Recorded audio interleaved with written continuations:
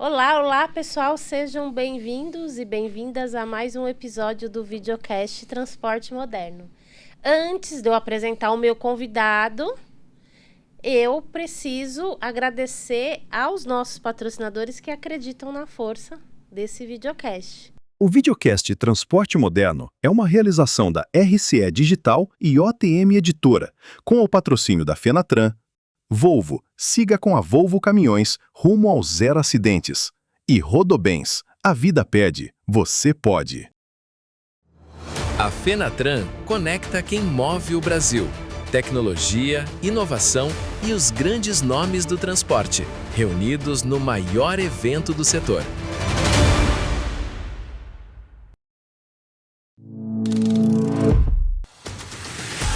Estou com a Volvo rumo aos 0 acidentes.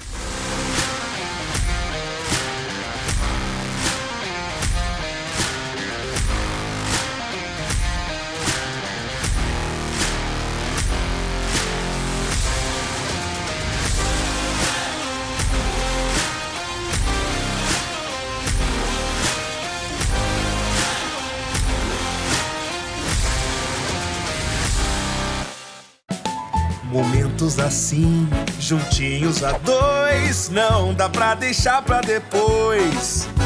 E se faltar espaço, não se acomode. Se a vida pede, você pode. Rodobens. Você também pode virar a chave do seu carro novo com o consórcio Rodobens. Um jeito fácil e inteligente de transformar planos em conquistas de verdade. Clique aqui, contrate agora. Rodobens.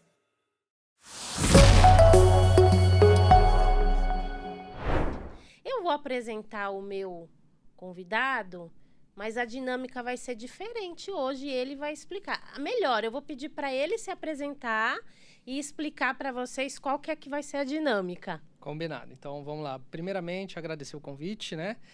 Eu sou o Amir Yassine, para quem ainda não me conhece.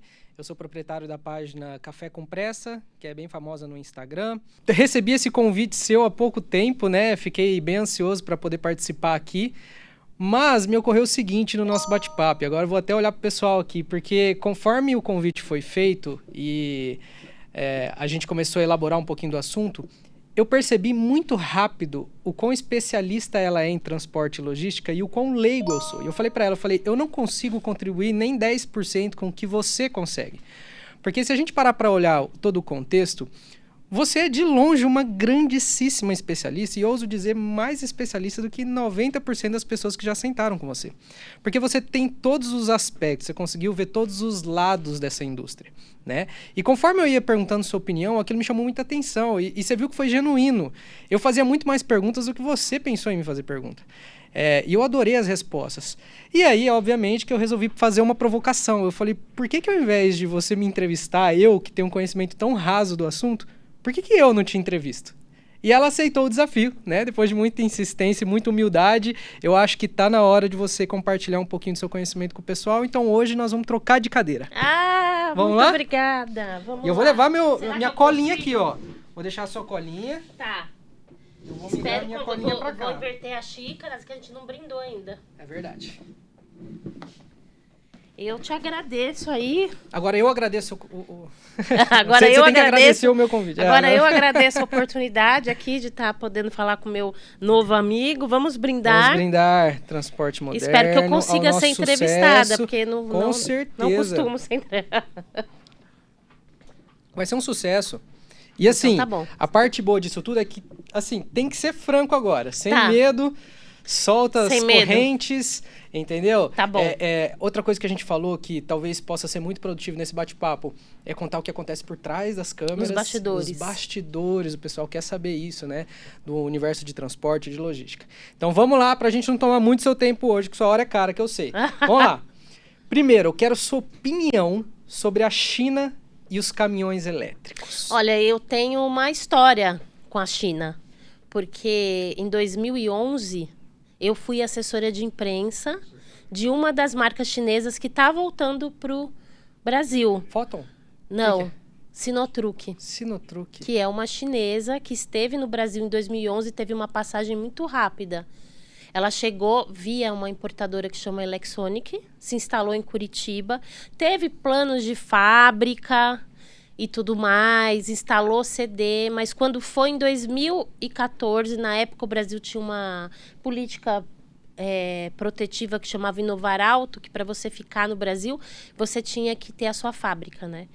Bom, a Sinotruc acabou indo embora e tá voltando agora. Que né? legal. Você chegou aí para a China? Eu cheguei para a China o ano passado com a Foton, com a Sinotruc eu não cheguei aí. Então, o que eu acho hoje? Diferentemente dessa primeira leva lá em 2011, essas empresas elas estão vindo com a chancela da fábrica. O que acontecia naquela época? As vendas na época era Sinotruc, Chacma e Foton. Elas eram representadas por importadores que tinham interesse em representar as marcas aqui. Então, elas não tinham o investimento das fábricas, essa chancela da fábrica, do chinês mesmo, né, do fabricante. Hoje não. Hoje todas elas estão vindo com esses como fabricante mesmo. Embora não com fábrica ainda, mas com todo o investimento do fabricante. Então, isso muda totalmente de figura. Outra questão, elas vêm também com a janela aberta do elétrico. Por quê? Porque em automóveis deu muito certo, né? É um volume que está crescendo. No caso de caminhões, o que acontece? Aproveita-se a onda, entra no Brasil pelos elétricos e vai comendo pelas beiradas. Vai pro diesel, vai... Exatamente. E aqui nesse videocast mesmo, eu já entrevistei diversos interlocutores que, por exemplo, aqui se descobriu que na Fenatran, desse ano, vão ter 6 montadoras chinesas. Nunca em nenhuma Fenatran teve 6. Né? A Fenatran de 2011 foram 3, por exemplo, né? Dobrou. Meu Deus, cara, impacto muito grande. O que mais te surpreendeu lá na China? O que me surpreendeu foi o nível de tecnologia deles e a rapidez no desenvolvimento, porque lá eu descobri que um caminhão ele é desenvolvido em 18 meses. Aqui no Brasil é de 4 a 5 anos. Nossa, é uma diferença muito grande. E eles têm um subsídio muito forte do governo também, né? Eles têm bastante subsídio do governo, mas esse subsídio está diminuindo um pouco, né? Por isso, esse interesse deles em exportar também. Você acha que isso, de certa forma, vai ser benéfico para as transportadoras, para os proprietários? Você acha que essa guerra de varejo pode acabar refletindo como foi com o automóvel, por exemplo, na qual os preços dos automóveis acabaram caindo, né, por conta da competitividade? Eu acho que não exatamente, porque o setor de caminhões é diferente do setor de carros, que é muito mais varejo. Porque para você avançar no mercado de caminhões, você tem que ter um pós-venda muito bem estruturado. Então, aquelas que estruturarem bem o pós-venda vai ter sucesso. Fica a dica aí. Pós-venda, então. Realmente é importante. Tanto é que uma delas, que é a Foton, já vai chegar a 100, se eu não me engano, concessionárias esse ano. Por quê? Porque é muito importante que todos esses centros de atendimento estejam espalhados por todo o Brasil. A gente costuma dizer, nesses 21 anos que eu cubro o setor de transportes, que o que vende caminhão de fato é o pós-venda. A primeira vez pode ser até o setor de vendas, mas quem garante a fidelidade é o pós-venda. Tem toda a razão. E vamos lá, um assunto agora rápido que pode ser que caduque ainda na edição desse vídeo ou hoje, já que hoje é dia 14, né, do 7. Sim. Mas está rolando aí a MP do frete, a gente sabe que existe o risco de uma greve de caminhoneiros e tudo mais, de ampliar. O que está acontecendo nos bastidores? Qual que é a sua opinião sobre isso?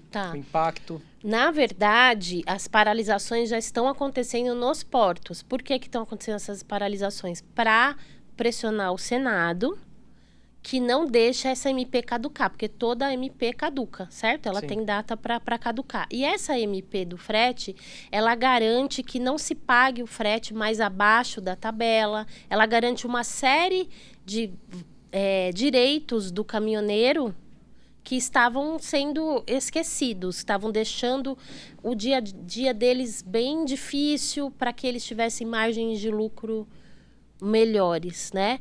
E acontece que se demorou muito para votar, né? Eu vejo que tudo que é muito relacionado aos caminhoneiros fica um pouco esquecido, né? Então, é uma classe muito sofrida. Exatamente, mas quando ameaça, para tudo, né? Exatamente, é um paradoxo, a gente vê né? o quão importante é para o país. Mas aí não precisa, na minha visão, não precisa deixar acontecer isso, Exatamente. né? Você precisa dar o mínimo de condições e dar um mínimo de respeito, né, para essa categoria. É isso que eu acho. Eu li há pouco que o presidente do Senado resolveu agora, de última hora, realmente tentar trazer a pauta a tempo e que existe ainda, pode caducar essa informação, de que existe a chance do próprio setor não participar nessa discussão. Parece que a bancada do agro e uma outra bancada estão participando lá e eles estão um pouco angustiados com isso. Vamos ver os desdobramentos disso, mas eu concordo plenamente contigo, né? É uma área tão importante que a gente acaba negligenciando com o tempo. E um detalhe importante é que 65% da nossa carga é transportada por rodovias. E a maior parte dos caminhões está na mão dos caminhoneiros autônomos. Né? Então, toda a nossa riqueza é transportada por eles, né? Então, precisa ter mais seriedade e boa vontade. Por que demorou tanto? Concordo. Por que demorou tanto, né? É questão política? Por conta dessa questão da anistia, das multas para quem participou lá de 8 de janeiro, quando o Lula assumiu. Tem a questão do salário mínimo de 5 mil para quem trabalha registrado. É por isso? Porque diz que alguns itens vão ser vetados, fontes me disseram, entre eles, essas duas questões. Mas eu sinto que falta ter uma má vontade aí, nesse sentido. Interessante. Esse tema a gente poderia passar o dia todo aqui, mas eu vou seguir porque tem tanta coisa que eu quero saber. Vamos lá, então. Move Brasil, o programa do governo federal, né? Eu queria saber a sua avaliação. Eu sei que teve o Move Brasil 1 e o Move Brasil 2, né? Isso, 20 bilhões, 21... O Move Brasil 2 foram 21, um pouco mais de 21 bi. A diferença do 2 por 1 é que incluiu implementos rodoviários e ônibus. Ah, legal. Esse era o bate-papo que você estava tendo hoje, inclusive, né? Exatamente, porque hoje eu tive esse bate-papo e eu sempre tenho, porque de alguma forma meus interlocutores estão sempre envolvidos com o Move Brasil. Seja como a empresa que acessa o crédito ou a empresa que oferece o crédito, né? Então, o Move Brasil, ele veio para ajudar na renovação da frota. Só que, na verdade, bem na verdade, ele funcionou mais como uma ajuda para a indústria que estava vendendo muito menos caminhão. A indústria de caminhões, ela vem caiu bastante. Sobretudo nos segmentos de semipesados e pesados, né? Por conta das altas taxas de juros. Então, esse programa, ele cortou bem, né, essa taxa para que o financiamento se tornasse mais atrativo e assim movimentasse mais a indústria. Então, na minha visão, ele serviu mais como uma ajuda para a indústria do que para uma renovação da frota. Entendi. Visto porque hoje, segundo a NTT, a frota tem aproximadamente 20 anos. Por quê? Porque a maioria está na mão do autônomo e esse cara não consegue renovar a sua frota. Ele não consegue. Eu vi você falando de planejamento também. Exatamente. O que acontece é que 2 bi foram, nessa segunda fase, reservados para eles e eles não conseguiram ter acesso praticamente.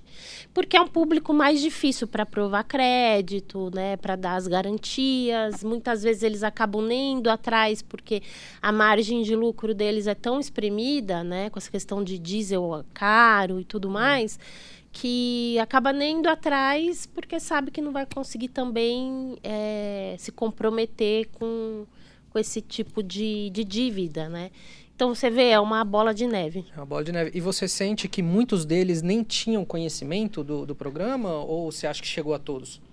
Muitos deles não tinham conhecimento do programa e quando têm conhecimento, eles mesmos não acreditam que possam acessar. Eu vi muito isso no Plano Safra. Não quero fugir do assunto, não, mas sim, eu mas já cheguei a ver bastante isso também. O pequeno agricultor, né? O pequeno agricultor tem frota também. Exato, exato. E muitas vezes é um subsídio que parece muito bonito, mas é difícil acesso, difícil aprovar crédito, difícil o pessoal ter conhecimento de que ele existe, né? Então, esse é um caso a ser estudado.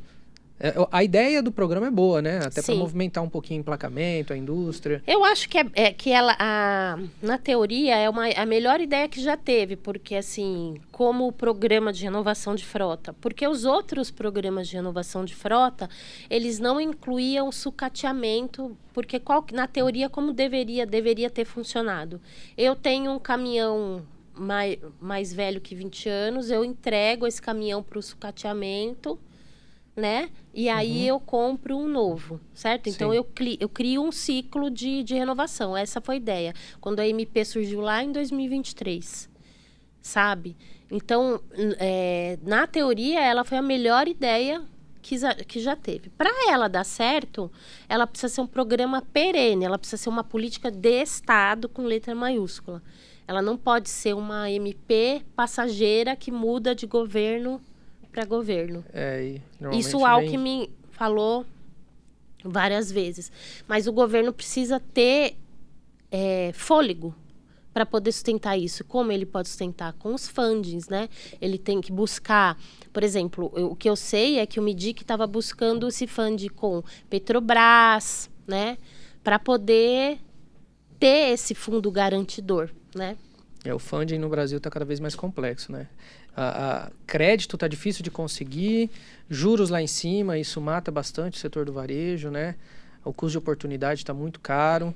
Realmente, eu concordo contigo. Mas a ideia pode ser que seja boa, se bem lapidada e se feito disso algo perene. Se feito exatamente. Faz todo sentido. Essa que é a grande questão.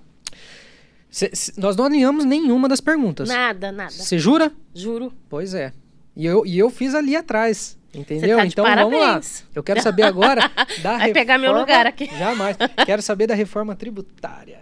Então, eu entrevisto diversos transportadores, associações, enfim, que dizem a mesma coisa. Hoje, inclusive, um entrevistado disse isso. É uma questão de gestão, você tem que se preparar. Ela está aí, ela está há 6 meses aí. Vai entrar em janeiro, né? Do Aline, ano. de 10 transportadoras, quantas você sente que já estão se preparando? Olha, menos da metade. Menos da metade. E já está acontecendo, né? Já está acontecendo. Porque, não sei se você estava assistindo a entrevista que eu fiz aqui com o pessoal de gestão financeira, é o que ele fala, tudo é gestão. E tem um grande problema dos transportadores do Brasil, que é gestão. Eu já ouvi em diversas reportagens que eu fiz, que é o seguinte, já vi muita transportadora fechar as portas com a cheia de carga para transportar. Eu já ouvi isso também. Você já de ouviu? Cliente meu falando que vizinho fechou. Cheio de demanda. Então, é aquela questão de são empresas familiares que passam de geração para geração e que tenta usar a mesma fórmula, né? Isso eu ouço muito. Eu estou reproduzindo aí tudo que eu ouço nos bastidores. Então, o grande lance é gestão. Inclusive, eu já entrevistei pessoas aqui que são de plataformas de cursos para ajudar essa nova geração na gestão. A palavra-chave, né? É gestão. Porque esses problemas logísticos, de infraestrutura, o custo Brasil, ele sempre existiu e sempre vai existir. É muito complexo. Então, você tem que se preparar. Então, metade dos seus problemas podem ir embora. Tudo que eu apuro, né? Exato. A gente fica tão preocupado com o tributo e realmente a tributação no Brasil é excessiva, a meu ponto de vista, né? Uhum. É tudo muito moroso, risco Brasil, tudo isso, mas ao mesmo tempo existe um pecado muito forte dentro de casa que é essa gestão, né? É a lição de casa. Cara, é a lição de casa e a reforma tributária, ela pode ser, que se bem planejada, se bem organizada, eu acho que pode ser algo positivo. Um exercício, assim, você diz. Legal. Assim como, por exemplo, na época do LGPD, que eu ainda trabalhava com TI, com marketing, trabalhei na Rodobens muitos anos, e aí a gente já vinha se preparando. A Rodobens, por exemplo, se preparou para a LGPD quase 3 anos antes de ser aplicada. Isso é gestão. Então, não é pego de surpresa. A diferença é grande. Então, se você tivesse que dar uma dica agora para os CEOs, para os diretores das grandes transportadoras, o que eles deveriam fazer para começar a se atualizar ou se preparar nesse quesito?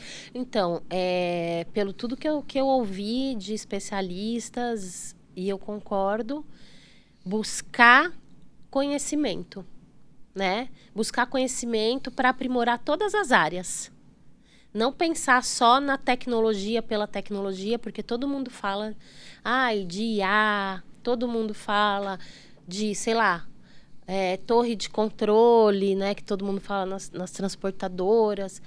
Os caminhões muito modernos, com uma tecnologia embarcada que te traz muita informação, mas você tem que ter preparo para usar tudo isso ao seu favor. Então, por tudo que eu já ouvi nas entrevistas que eu faço com os especialistas, você tem que buscar conhecimento e pegar esse conhecimento, pensar como é que eu posso usar isso no meu negócio, em cada área. Investir na gestão. Porque eu vejo muito eles enxergando o ativo, às vezes, como bem, como, por exemplo, um caminhão, como estoque, armazém, investir nisso, mas investir em gestão, então, é tão importante quanto, se não mais. E quando a gente fala investir em gestão, não estou falando nem de dinheiro, é investir um tempo. Energia nisso. Quando fala investir em gestão, como que eu posso organizar isso daqui? Por exemplo, eu sei de transportadoras que compram um caminhão super tecnológico e deixa um item lá desligado porque não sabe mexer. É igual informação demais naquelas... Eu via muito isso. Às vezes é menos dinheiro e mais... Exato. No corporativo eu via muito isso, né? 500 relatórios, na qual 499 não serviam para nada. Ou ninguém olhava mais. Isso, é bem entendeu? Por aí. Informações importantes, focar nisso, né? E usar tecnologia como ferramenta, como meio e não fim. Exato. Acho que isso é importante. Então, a reforma tributária está chegando aí, vai pegar muita gente de surpresa, quem não se preparar, e quem se preparar vai sair na frente. Vai sair. Porque vai pegar de surpresa a concorrência. Eu brinco que a minha casa não precisa ser a mais protegida. O ladrão não entrar. Ela tem que ser mais protegida que a casa do lado. Sim. Entendeu? Porque quem não está preparado vai cair. E quem está preparado vai assumir esse share. Entendeu? Sim. E vai crescer. Agora uma pergunta de geopolítica, porque eu gosto bastante do tema, né? Vamos lá, vamos viajar agora. Aí se eu souber te ajudar. Diesel e guerra no Irã, e agora? Então, você acompanhou, né, toda essa questão do preço do petróleo e como isso impactou no transporte. Porque a gente, como eu falei agora, né, anteriormente, 65% é por rodovia. O Brasil é muito dependente do diesel, né? Muito. Então, qual que é a minha visão? Hoje, por exemplo, você tem o biometano. O biometano muitas vezes feito do lixo, próprio lixo. Ou os biocombustíveis que a gente é super referência nisso. Então, seria uma oportunidade para o Brasil deixar de ser tão dependente do diesel, né? Por exemplo, o biometano é uma oportunidade. Tem uma informação de bastidor que eu apurei. Quero. Que quando começou a aumentar muito o preço do diesel, a consulta por caminhões elétricos, sobretudo os caminhões urbanos, né, aumentou muito. Marca que quase não vendia, passou a vender, porque aí alguns transportadores pensaram, não, eu não posso ser tão dependente do diesel, né? E aí as consultas aumentaram muito. Isso é algo que eu apurei, achei muito interessante. É interessante mesmo. E é uma narrativa que no próprio varejo automotivo, que foge um pouquinho desse nicho, e eu tenho um pouco mais de intimidade, realmente é algo que mudou o varejo automotivo, né? A gente vê que a invasão dos elétricos aqui, o mundo meio que se adaptando. Como é que é? Como se as bicicletas tivessem vindo antes da pista. Antes da pista, E agora a gente está correndo construir a pista. É bem por aí. E é interessante que os elétricos, tem um termo que no transporte que é TCO, né? Que é o custo total de operação. Quando um transportador decide investir num caminhão, ele tem que fazer essa conta do TCO. Acontece que quando os caminhões elétricos começaram a surgir aqui, tinha muito apelo de ESG. Aquela questão de seguir contratos que pedem que eu tenha menos emissões de poluentes no escopo 3, que é a logística de distribuição, né? Então, o que ocorre é que agora, sobretudo com essa crise do diesel, estão começando a ver o elétrico por essa prisma de redução de TCO, porque a manutenção de um caminhão elétrico, ela é muito mais barata. O ativo é caro, é mais caro hoje, é bem mais caro que um caminhão a diesel. Porém, a manutenção dele é muito menos custosa, porque você elimina diversos itens que não tem num caminhão a diesel, entende? E a matriz elétrica para isso, né? A gente ainda tem muito trabalho de infraestrutura pela frente. Muito, mas, como eu até estava te falando mais cedo, e isso as minhas fontes sempre dizem, é que, assim, no setor de caminhões, que embora ele seja automotivo também, seja, né, como os carros, é outra realidade. O caminhão, ele entra como um nicho. Ele nunca vai ter um grande volume para substituir. O Brasil nunca encarou o caminhão elétrico como um grande substituidor do caminhão diesel. O diesel ele ainda vai sobreviver muitos e muitos anos. E você tem aí os diesel, o biodiesel que está chegando, tem uma tecnologia 100% biodiesel. Brasileira? Né? Brasileira. Você tem... enfim, o HVO, que é o diesel verde, que é um diesel com menos enxofre. Hoje eu tenho também o diesel S10, que é um diesel mais limpo de enxofre.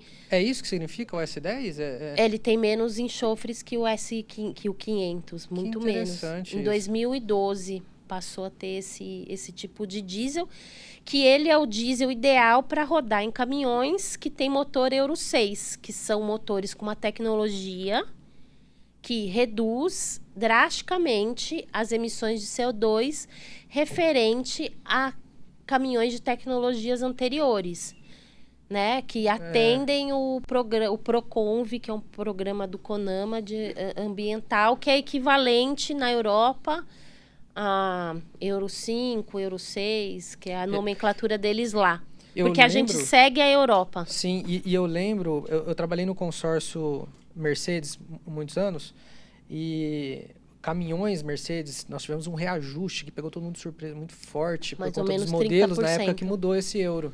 Foi para Euro 5, na realidade, quando mudou para Euro 5, já teve um salto no valor. E do Euro 6 mais ainda. Exatamente, para se adequar então a isso. Exatamente, porque quando você coloca uma motorização mais nova, você faz uma atualização da tecnologia e encarece o caminhão. Então, o caminhão encareceu muito no Brasil, né? E assim, quando a gente fala do diesel, explica para o pessoal o impacto disso no dia a dia. Porque muita gente aqui, que pode ser que esteja nos assistindo, não seja do universo de transporte, de logística, e fala, poxa, isso não me impacta, não me interessa. Igual falar que o dólar não me impacta, né? Mas você come pão e trigo, é dólar. Então, qual que é o impacto, por exemplo, nessa alta do diesel, nessa grande dependência do diesel que a gente tem hoje, no brasileiro que não tem um caminhão? Então, é porque o transporte, ele reverbera na sociedade como um todo, né? Porque a riqueza do Brasil, ela vem nas costas de um caminhão. Se eu aumento o preço... Frase bonita. Bonita, né? Mas isso? Isso. Quando você aumenta o valor do diesel, certo? Você aumenta tudo que está atrelado, entendeu? Você tem que aumentar o frete para poder compensar. Quando você aumenta o frete, isso embute na inflação dos produtos. Então, chega na mesa do brasileiro, o teu cafezinho fica mais caro. Verdade. Então, não tem como não impactar. Então, essa briga dos caminhoneiros é uma briga de todo mundo. E impacta todo mundo, porque todo mundo come. Exatamente. Todo mundo se alimenta. Mas deixa eu te falar, acho que a gente já até excedeu aqui. Excedemos o tempo? Excedeu. Nossa senhora, tudo bem. Vamos fazer um bate-bola, dá tempo? Rapidinho, dá. Então, vamos lá. Bora. Eu vou falar 10 palavras, você tem que responder com uma palavra, cada uma delas. A primeira coisa que vir na sua cabeça, tá? Pode ser um adjetivo, pode ser um sentimento. Tá bom? Vamos lá. Primeiro, logística. Infraestrutura. Transportador. Gestão. Infraestrutura. Infraestrutura. Dificuldade. Inovação. Necessário. Diesel. Caro. Crédito. Escasso. Futuro. Precisa ser pensado. Comunicação. Essencial para todas as empresas e para todas as pessoas. Informação. Essencial também. Indispensável. A última agora mais dramática. Brasil. Brasil complexo. Complexo. Faz todo sentido. Sensacional. Muito obrigada. Eu que agradeço. Adorei essa dinâmica. Obrigado pela possibilidade, viu? Eu que agradeço. Achei muito legal o bate-papo. Aprendi muito hoje, espero que todos tenham aprendido também. Agora fecha você. Então, bom, encerramos aqui mais um episódio, né, do Videocast Transporte Moderno. Agradecer a Aline. E Eu que te agradeço. Até a próxima. Tchau, pessoal.